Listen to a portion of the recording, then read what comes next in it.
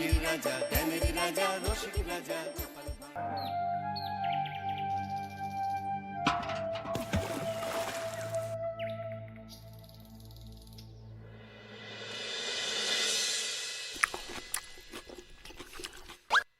জল শেষ হয়ে গেল নাকি? এই জানো তো, গ্রামের সব জলাশয়ের জলস্তর না নেমে গেছে, পুকুরও শুকিয়ে গেছে, কুয়োতে জল অনেক নিচে চলে গেছে। কি যে হবে কে জানে। এই বছর তো বৃষ্টি হয়েছে কম, তার উপর মানুষজন জল ব্যবহারের চেয়ে নষ্ট করে বেশি। দেখি, মহারাজকে বলতে হবে।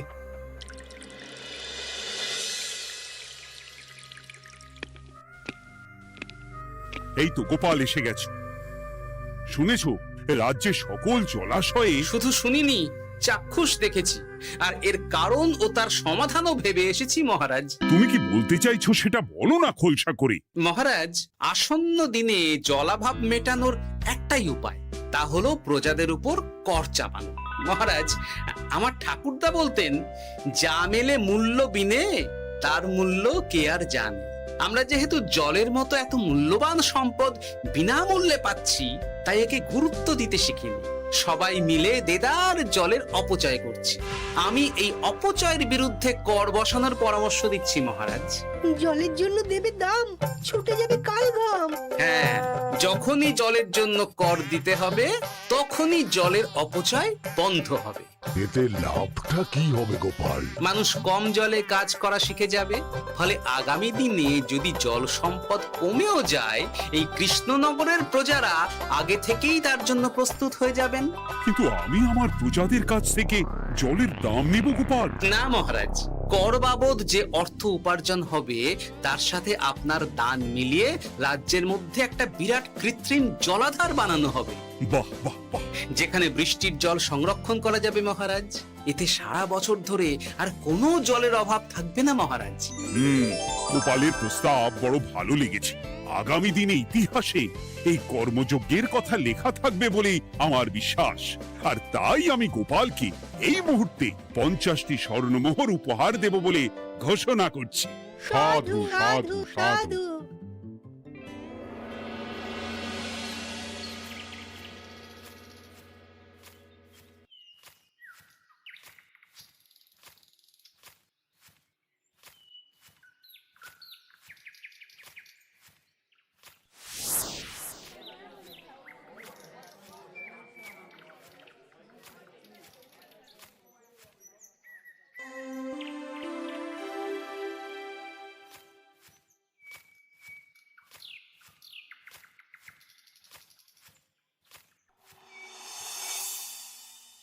মানে আমার এই এতটুকু স্বাদ তুমি পূর্ণ করবে না? আমি কি নিজের জন্য চেয়েছি নাকি? সবই তো পাবে তোমার মেয়ে আর জামাই। হ্যাঁ, সে বুঝেছি গিন্নি, তাই বলে এতগুলো মুদ্রা আমি খরচ করতে পারবো না। পারবে না? আমি তাঁতির বাড়ি থেকে মেয়ে জামাইয়ের জন্য কয়েকটা শাড়ি আর ভালো পাঞ্জাবি কিনে একটু পাঠাবো। কিন্তু এখন আমার কাছে অত মুদ্রা নেই গিন্নি, পরে পেলে আমি ঠিক তোমার স্বাদ পূরণ করব। আবার বাজে কথা বলার জায়গা পাও না তুমি। এতক্ষণ কোথায় ছিলে গো? আমি বেলায় নদীর পাড়ে গিয়েছিলাম, তখন কমলা আমাকে বলল তোমায় নাকি দেখেছে। কি দেখেছি?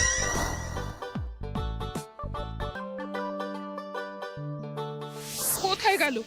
এত বড় মুদ্রা থলে কি হাওয়াতে উবে গেল নাকি? এই রে, এ তো মহা ঝামেলা। কখন কি যে গিন্নিকে খবর দিচ্ছে সেটা টেরও পাইনি। বলি মুখে কুলু পাটলে যে বড়, বলি রাজা মশাইয়ের কাছ থেকে যে এত রোজগার করো, সেই মুদ্রা যায় কোথায়?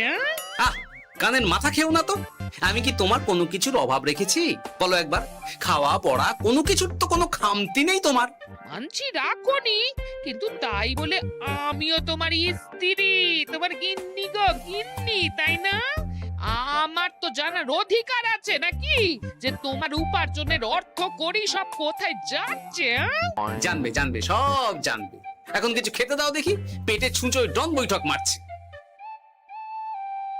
না, এরপর থেকে আর মহারাজের কাছে উপহার পেলে ওইভাবে খোলা হাটের মধ্যে দিয়ে আসা যাওয়া করা যাবে না।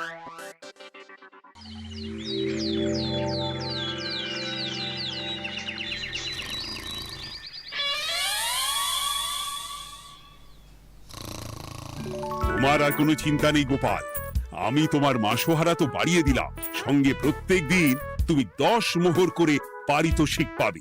এই নাও।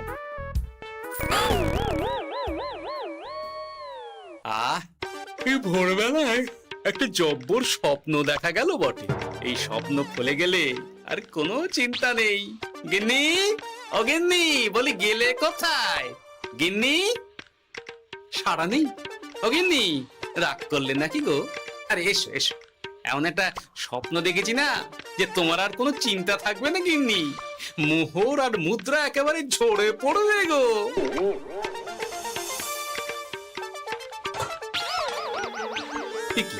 এইসব ফলাহার সাজিয়ে রেখে গেল কোথায় গিন্নি? নিজের বাপের বাড়িতে তো যাবে না, কেউ নেই সেখানে। মেয়ের বাড়ি গেল নাকি? না, মেয়ের বাড়িতে তো গিন্নি যায় না। তাহলে না না, খালি পেটে এত ভাবতে পারছি না। আগে মুখ হাত ধুয়ে এসে কিছু খেয়ে নি, তারপর দেখি গিন্নি কোথায় গেল। না, গিন্নিকে তো কোথাও দেখলাম না। গেল কোথায়? যাকে আগে রাজবাড়িতে তো যাই, ফেরার সময় না হয় আবার খোঁজ নেব, ততক্ষণে ফিরেও আসতে পারে।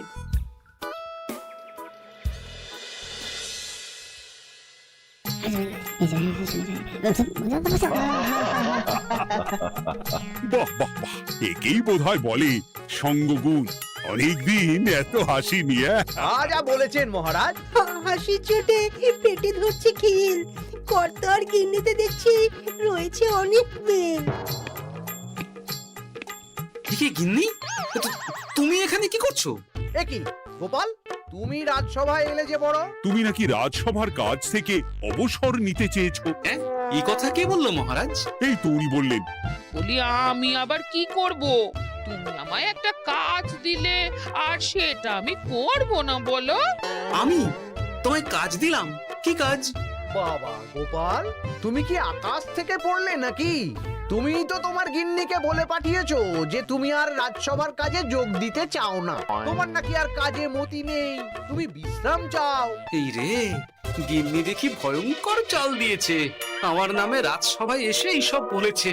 তাই কথা ঠিকই গোপাল, যে তোমার অবসর গ্রহণের কথা শুনে আমি বিশেষ মনমরা হয়ে পড়েছিলাম। কিন্তু তোমার গিন্নি যেভাবে রাজসভায় হাসি মজা হুল্লোড় পরিবেশন করছে, তাতে আমার মনে হচ্ছে এ সাপে বর হয়েছে। এই বেলা যদি গোপালকে কায়দা করে রাজসভা থেকে তাড়ানো যায়, তাহলে আমার পথ থেকে বিরাট বড় একটা কাঁটা উপড়ে ফেলা যাবে।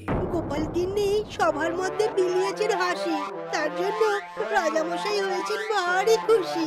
হ্যাঁ গোপাল, তাই আমি ঠিক করেছি তোমার স্থানে আমি তোমার গিন্নিকেই বহাল করব। হ্যাঁ, তোমার সঙ্গে ঘর সংসার করে ওর বুদ্ধি বেশ খোলতাই হয়েছে, সেটা বোঝাই যাচ্ছে।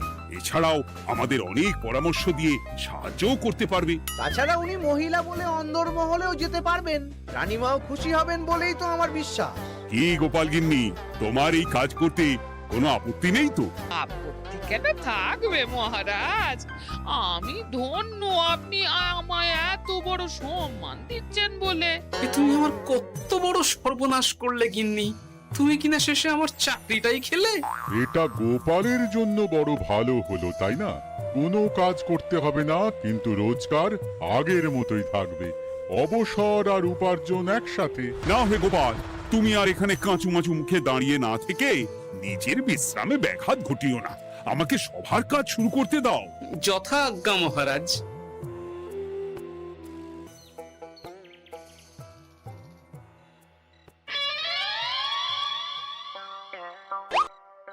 মানে মহারাজ সমস্যার সমাধান করতে দিয়েছেন তোমাকে, আর তার উত্তর দেব আমি? কেন? তুমি আমার চাকরি খাবে আর তোমার সেই চাকরি রাখার দায় নেব আমি? হ্যাঁ হ্যাঁ, নেবে।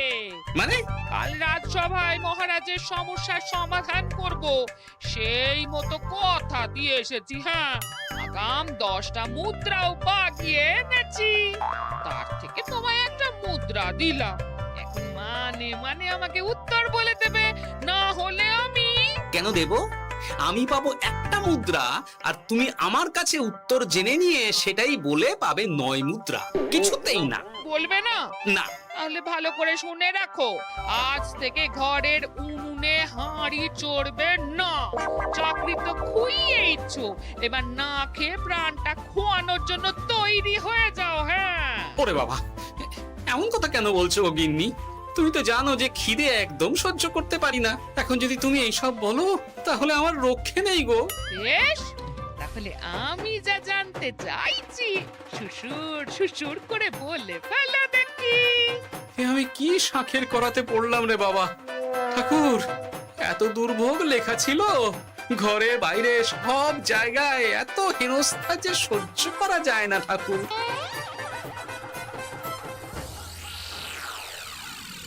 একেই তো বলে গো গিন্নি, মেঘ না চাইতেই জল। এতদিন কতভাবে চেষ্টা করেছি গোপালকে রাজসভা থেকে তাড়াবার, আর গোপাল নিজেই কিনা রাজসভা থেকে পালিয়ে গেল। সব বলছো? তোমার শরীর ঠিক আছে তো? শরীর মন সব ঠিক আছে, তবে গোপালের বদলে কাকে বহাল করা হয়েছে শুনলে তোমার মাথা ঘুরে যাবে। কাকে? গোপাল গিন্নিকে। আমার কিন্তু বিষয়টা খুব একটা সরল ঠেকছে না গো। গোপাল ভাঁড়ের বুদ্ধি তো আর যে সে বুদ্ধি নয়। উনি যাই করেন খুব ভেবে চিন্তে করেন, এর পেছনে আবার কোনো মতলব নেই তো। এটা তুমি মন্দ বলনি গিন্নি। গোপালকে নিয়ে সত্যিই কোনো বিশ্বাস নেই। ও কখন কি ঘোট পাকাচ্ছে বলা যায় না। আমাকেও সাবধানে থাকতে হবে। দেখতে হবে যে গোপাল আসলে কি চাল চালতে চাইছে।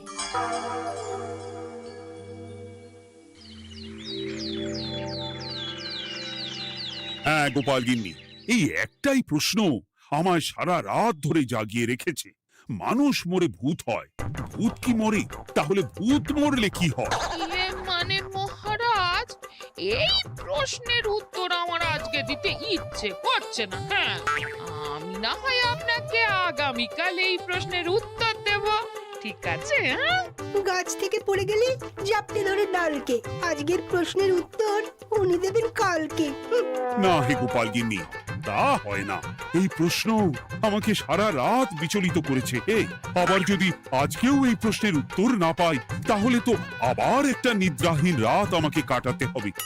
মানে আমি বলছিলাম কি মহারাজ, গোপাল গিন্নি তো সদ্য এই কাজে বহাল হয়েছে, তাই তাকে তো একটু সময় দেওয়া দরকার নাকি?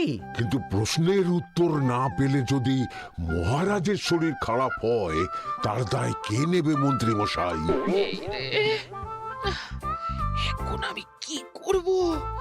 এ তো মহা বিপদে পড়লাম দেখছি।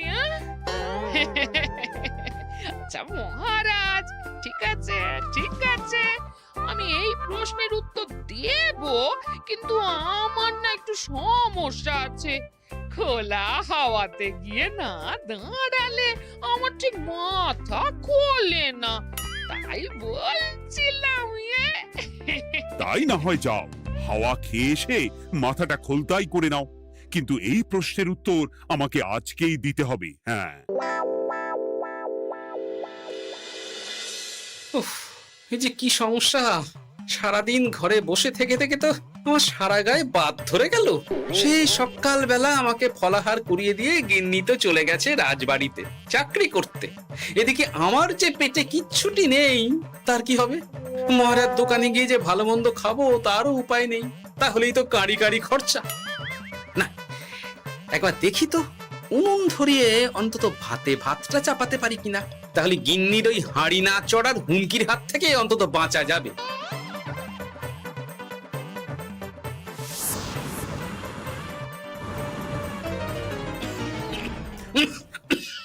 ও বাবা গো, ও বাবা, এত কেসে কেসে সোজা শেষ যাত্রা হয়ে যাবে আমার। না, এর চেয়ে না খেয়ে মরাও ঢের ভালো। দেখি তুমি বাড়িতে কেন? এত হাঁপাচ্ছ কেন? সাড়ে তাড়া করেছে নাকি?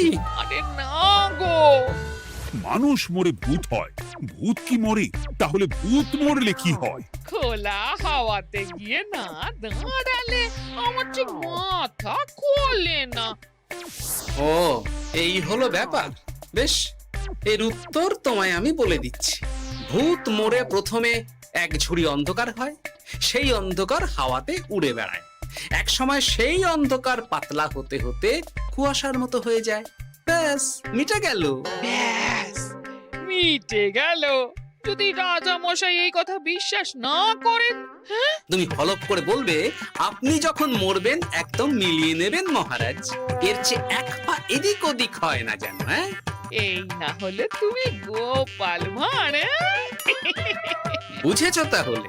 এই তুমি চিন্তা করো না, রাজবাড়ি থেকে ফেরার সময় আমি তোমার জন্য অনেক অনেক বাজার করে আনবো, ঠিক আছে? এই আমি যাই। এ তো ভারী মজা হলো। মহারাজ তক্ষুনি প্রশ্নের উত্তর চাইলে গিন্নি এইভাবে সেই রাজবাড়ি থেকে দুধ দাঁড়িয়ে ছুটে আসছে উত্তর জানতে।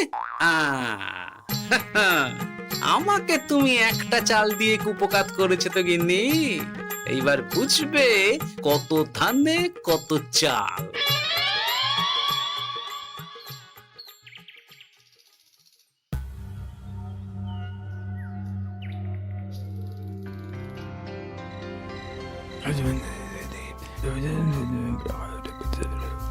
বুঝেছিস তো তোর কাজটা? খুব বুঝেছি গোপাল দাদা। নেই, এবার লেগে পড় দেখি।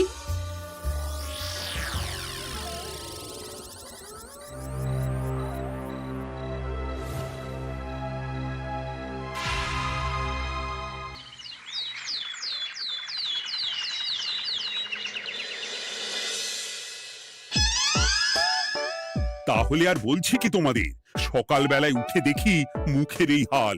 এই কাণ্ড কি করে হলো মহারাজ? আহ, তার আমি কি জানি। আমি সকালে উঠে আয়নায় নিজেকে এই অবস্থায় দেখে খুব চিন্তায় রয়েছি। গোপাল গিন্নি, আগে মহারাজ, গোপাল থাকলে যে কাজ করতো সেটা তো তোমাকেই করতে হবে। বলতে হবে এর সমাধান কি। হ্যাঁ মানে আমি হ্যাঁ হ্যাঁ, আমার মনে আছে। তোমার তো আবার হাওয়া না খেলে চলে না। যাও যাও, তাড়াতাড়ি হাওয়া খেয়ে এর উত্তর নিয়ে এসো।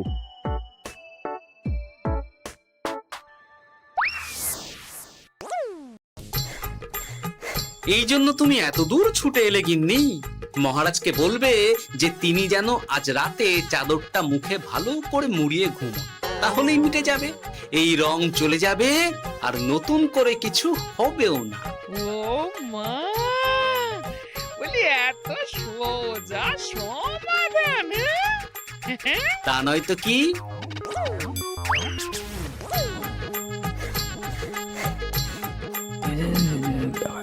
কাল সারা রাত আকাশে একবার দেখলাম চাঁদ উঠেছে, আর একবার দেখলাম ঘোর অমাবস্যা।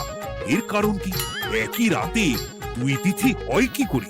মানে আর একটা সমস্যা। হ্যাঁ, এটা আগে বললেই তো হতো মহারাজ।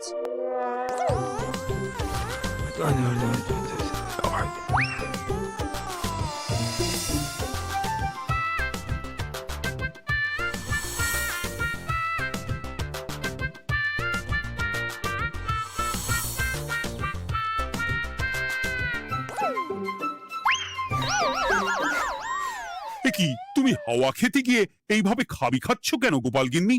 এর কারণ আমি জানি মহারাজ। সে কি কাণ্ড! তুমি কি করে জানলে? গোপাল গিন্নি মোটেও হাওয়া খেতে যায়নি মহারাজ, সে গেছিল নিজের বাড়িতে গোপালের কাছে আপনার বলা প্রশ্নের উত্তর জেনে আসতে। মানে গোপাল গিন্নি তার মানে আমাকে ঠকিয়েছে? তা জানি না মহারাজ, তবে আমার মনে হয় এর পেছনে গোপালের কোনো গভীর ষড়যন্ত্র আছে। না হলে সে এমনটা করবে কেন? আর এক রাতেই আপনার সাথে এতগুলো অদ্ভুত ঘটনা পর পর ঘটবে কেন? বটে, এক্ষুনি গোপালকে ডেকে আনো।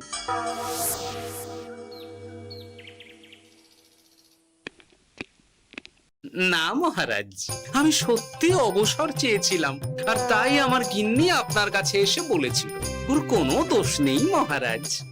না মহারাজ, আমি মিথ্যে কথা বলেছি। হ্যাঁ, উনি আপনার কাছ থেকে পাওয়া সোনার মোহর নিয়ে বাড়ি যান না, তাই আমি ওকে শায়েস্তা করতে এই ফন্দি করেছিলাম। আসলে মহারাজ, আমি আপনার কাছ থেকে পাওয়া সোনার মোহর জল প্রকল্পের কাজে লাগাবো বলে কিছু জনকে নিয়ে একটা দল গঠন করতে গিয়েছিলাম, আর তাদের কাছেই ওগুলো রেখে এসেছি। এটা যদি আমার দোষ হয় তাহলে আমি ক্ষমা প্রার্থী মহারাজ। সাধু গোপাল, সাধু তোমার উত্তর। এই কাণ্ড! আর এদিকে রাজবাড়ি থেকে বাড়ি, আর বাড়ি থেকে রাজবাড়ি করতে করতে আমার প্রাণ ওষ্ঠাগত হয়ে গেছে মহারাজ। ওহ, আমার ঘাট হয়েছে, আপনি আমায় ক্ষমা করে দিন মহারাজ। হুম, এইবার মজার টের পেয়েছ তো গিন্নি? আপনি আপনার আদরের গোপাল ভাঁড়কেই তার চাকরি ফিরিয়ে দিন মহারাজ। আমি যাই আমার হেসেল সামলাতে। কেলে পচা খুব ভালো করেছে বলতে হবে।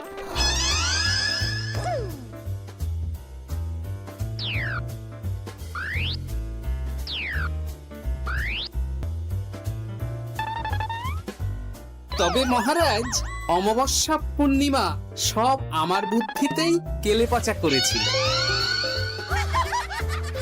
আপনার ওই মুখের রং, ওটি একটি বিশেষ রং যার আয়ু একদিন, তাই ওটা এমনিই মিলিয়ে গেছে। হ্যাঁ, সেই বরং ভালো। তুমি তোমার গিন্নিকে নিস্তার দাও গোপাল। তাছাড়া আমিও আমার গোপালকে ছেড়ে আর থাকতে পারছি না। যথা আজ্ঞা মহারাজ। আমারও যে আর এই অবসর ভালো লাগছে না মহারাজ। গোপাল ছাড়া রাজসভা যে লাগে ফাঁকা ফাঁকা, তাই তো আবার চাকরিতে তাকে বহাল রাখা।